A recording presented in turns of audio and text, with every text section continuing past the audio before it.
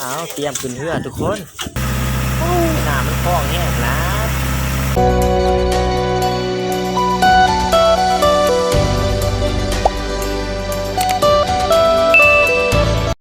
เอาสบายดีหมู่เพื่อนทุกคนกลับบ้านเตรียมขึ้นหัวทุกคนเลยน้ำคลองไหลช่วงเวลาประมาณ 11 โมงทุกคนเลยน้ำคลองก็คือจะว่าตีงแห้งเลยเพราะว่าช่วงนี้ลมแห้งนะทุกคน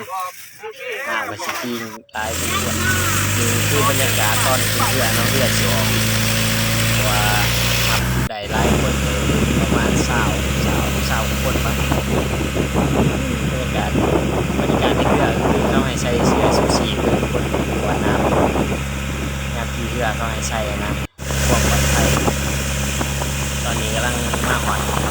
ถึงกลางนะทุกคนคือตื่นเต้นทุกคนเพราะว่าบริการบาท3 ปีแล้ว